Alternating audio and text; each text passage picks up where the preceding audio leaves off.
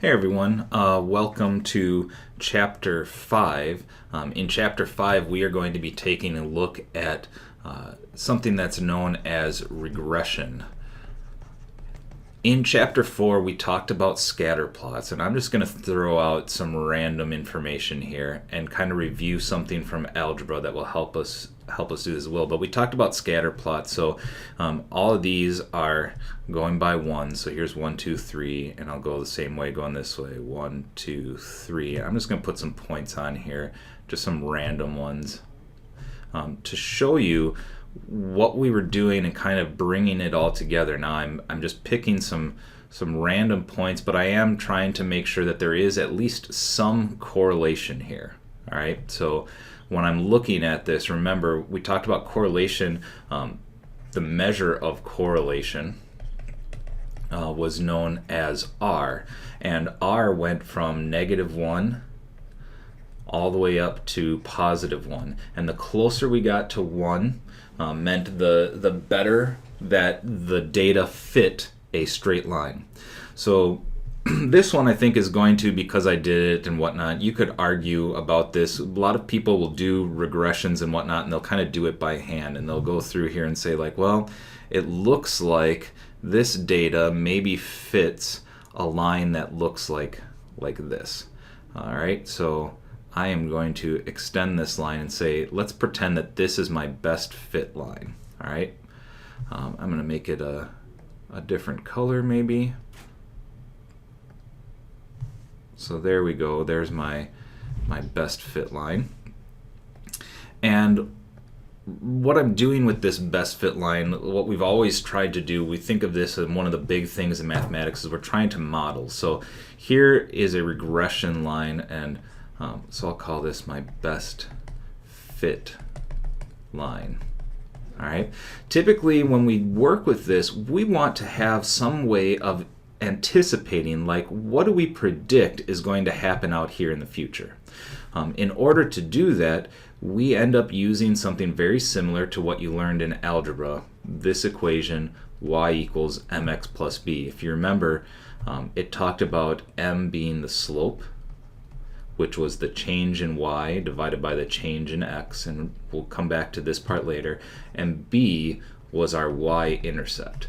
All right, and slopes, y-intercept were really great to use because they allowed us to pretty quickly talk about what this line is. So looking at this line, it looks like I have a y-intercept of +1. And as far as a slope, it looks like I'm going up 1 and over 2, up 1 and over 2. That's that change in y, how far up it goes, and change in x, how far over it goes. So I'm going to say this slope is +1/2.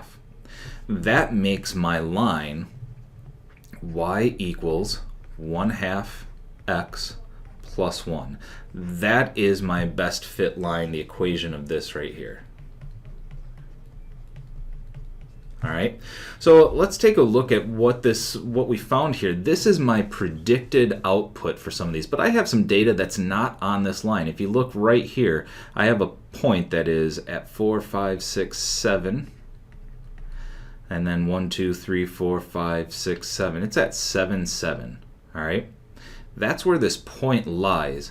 My prediction for 7 would have been found by doing this. Well, here's again just complete review. Here's my y-axis, here's my x-axis. To predict what I would have anticipated for an x of 7, I would have plugged it in and said, well, 1/2, plug my 7 in, plus 1, I would have predicted 3.5, that y would have been 4.5, but that is my predicted outpoint.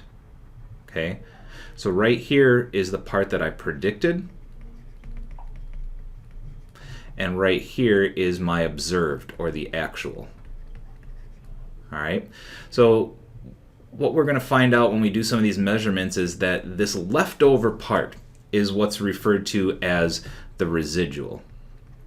And our goal in making a best fit line is having the smallest amount of residual possible as we look at all of this.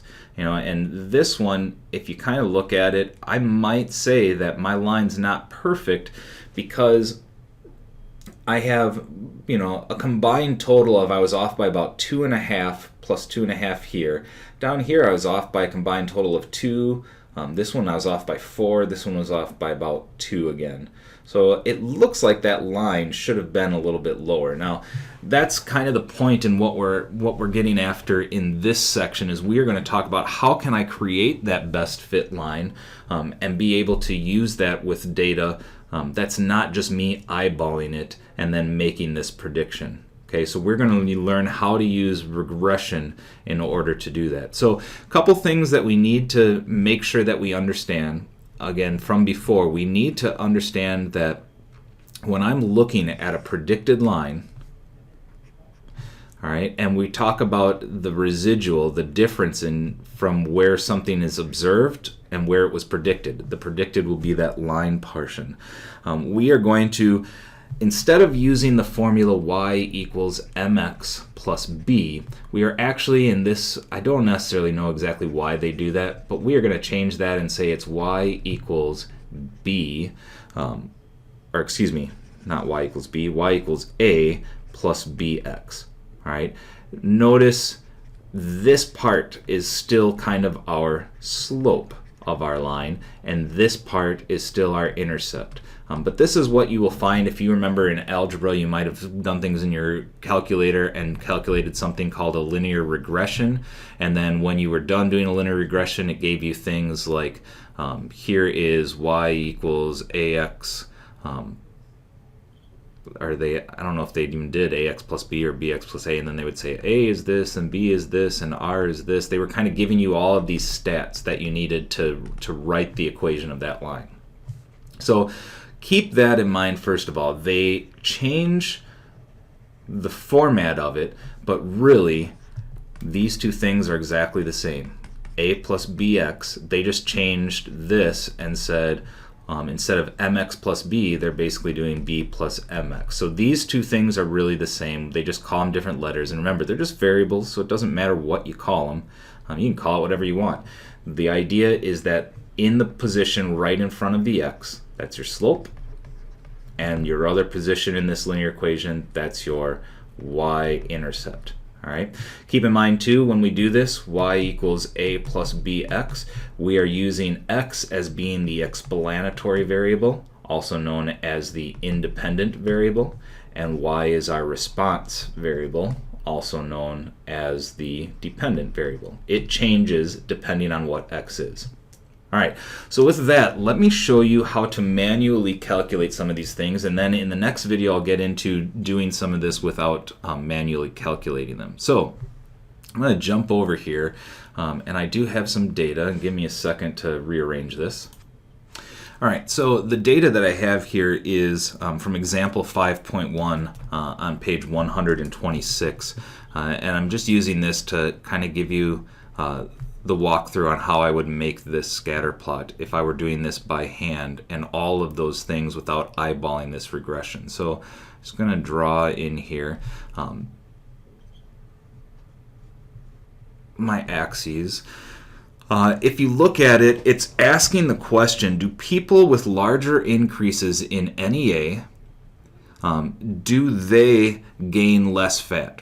So what they're really using is the idea that this is my explanatory variable and this is my response. They're asking that question in such a way that it's saying like, hey, if you have an increase in NEA, do you gain less fat? So that's why I'm using that. So NEA is going to be my X and fat is going to be my Y. And just for this illustration, and again, it's not going to be perfect, I am just going to put in, this is going to be 100, 200, 300, 4, 5, 6. So there's 700.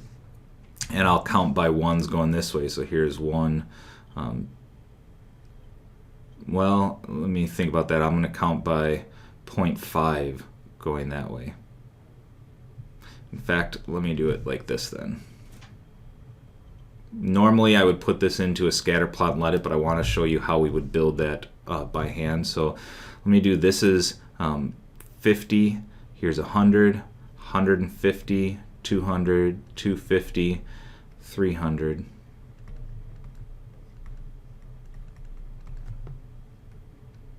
I think you get the idea.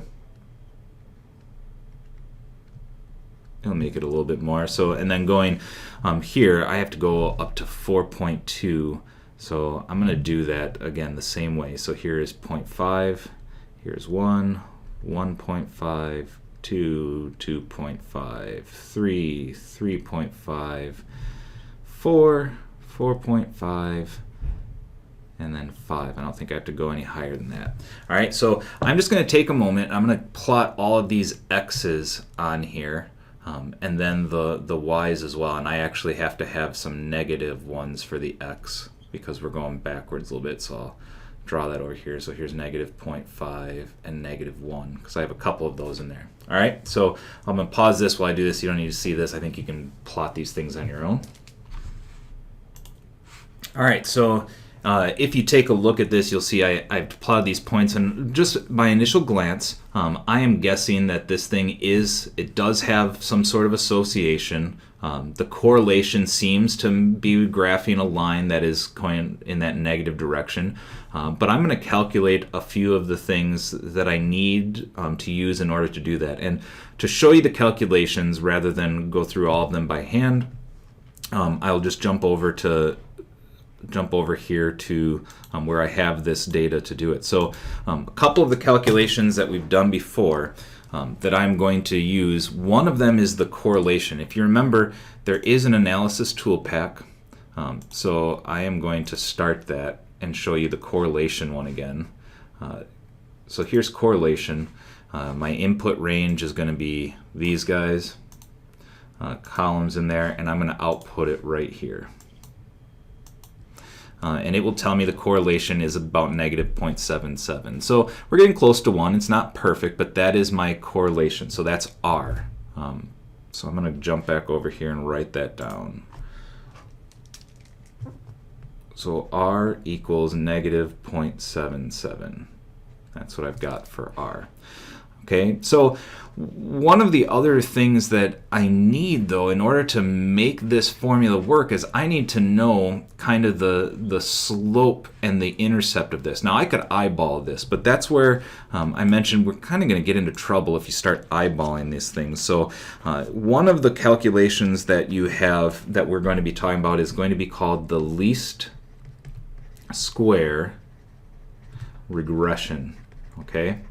So what it does is it tries to find the smallest difference. If you go back to this idea before, the smallest difference between where an observed one is and where our prediction is. And so it's going to try and get that line as it goes through as close to all of them as possible. So basically you're thinking the average.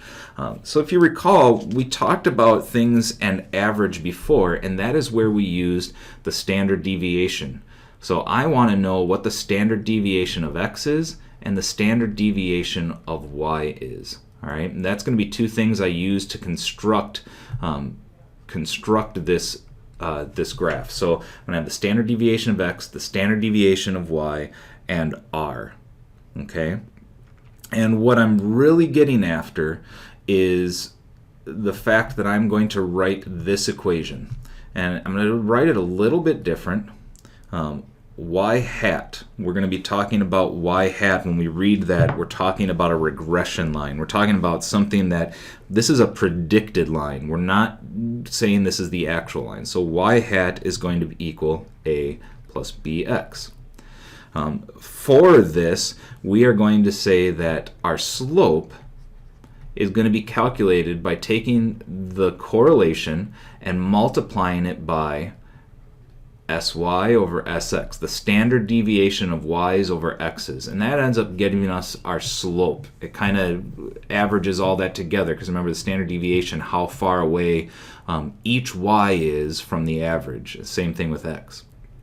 All right, so really, and this is all kind of explained on page 130, we're going to end up with an equation that looks like this, and we're going to have to find an intercept, and the intercept is going to be basically the average y minus whatever our slope is times the average x. So again, this calculation, a lot of this we just do with Excel and whatnot, so forth. So I need to know this information, and I'm going to jump over and get that. So I need the average of the x's, the average of the y's. I use that average to find the standard deviation of x and y, how far away they are from that point. I also need the correlation, which I already found, and I'll actually put that down here since I have it. So there's the 0.77. So let me jump back over here and we'll find those other ones, and it'll be just a quick review too on how to find it, and then I'll show you descriptive statistics that find a lot of these at once. So what I tend to do is do it by hand. So let me put those things in. So I need to have the x average, the y average, the s standard deviation of x, the standard deviation of y. I also need to know the correlation. All right. So we've done a lot of these before. I'm just going to use the formulas. Equals average of all of the x's. Whoops. Didn't do it right. Equals average of all of the x's, a2 to a16. So this is going to equal the average of all of the y's, which is b2 to b16. Standard deviation of x, standard deviation of all the x's, a2 to a16.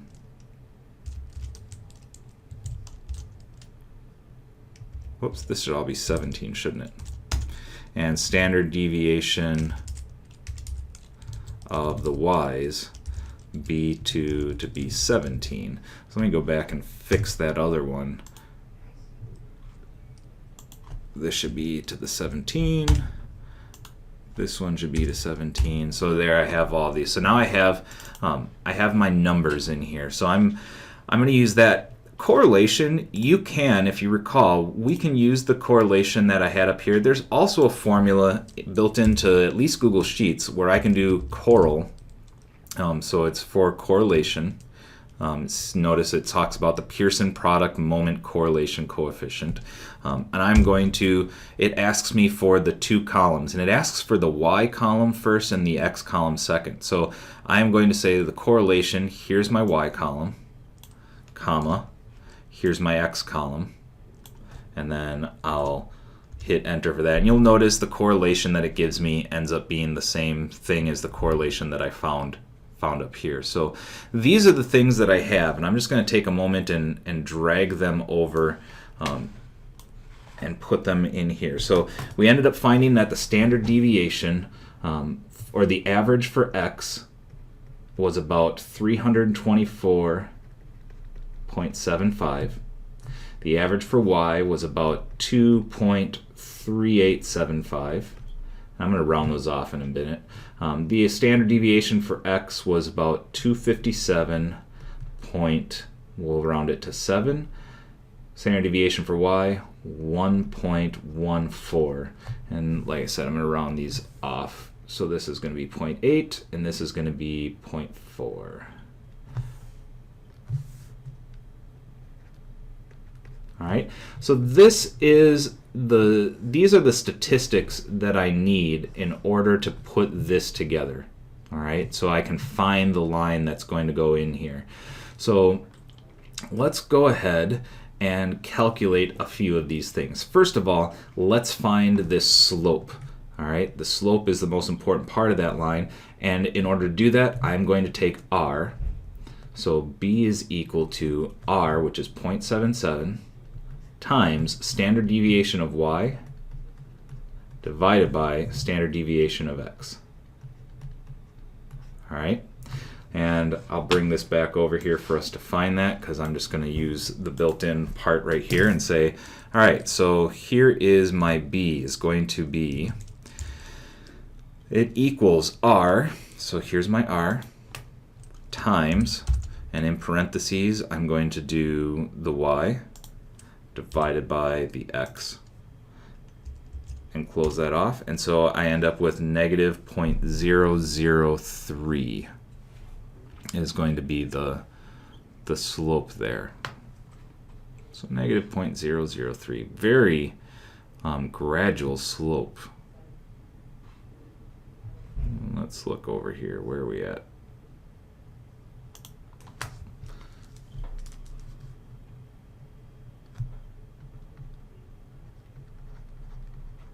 right? And remember, it's probably because I have done this a little bit different. These are all hundreds, so you have to remember that when you're going through here.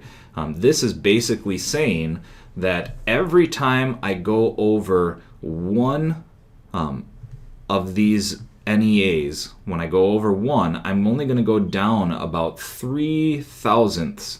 All right, so if you can imagine me spreading all of this data out, and this being 1, 2, it would take, in order for me to go down 3, I end up having to go over an entire 1,000. So in my chart, just to show you this, because I did, and I'll show you the other one again. We'll use the data. This one, I'm going to end up dividing this by 100 and saying that this is really like negative 0.3 or negative 1/3 approximately on my chart. It means I go, for every 100 I go over, I am going to go down 3. All right. So if you look at that too, that starts to tell me like, oh, I'm going to go over, or excuse me, I have that backwards. For every 1 that I go down, I'm going to go over 3. So I would end up going down 1 and over 3, and down 1 and over 3. And if you kind of look at that, and I'll put these in black, like, and I'm just guessing here, like this is about where I think it's going to be.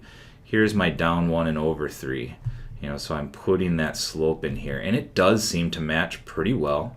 All right, so if I lost you on this part, don't worry, because you'd use the calculation, but that finds me the slope. Remember, I just have a different scale on mine. Okay, the other thing I need though is the intercept. I'm guessing about 3.5 looks like my intercept there, but let's go ahead and calculate it. In order to do that, I need the average minus b, so that slope I just found, times the average of x. That's going to give me my intercept. So I'm going to go over here and do that as well in our file.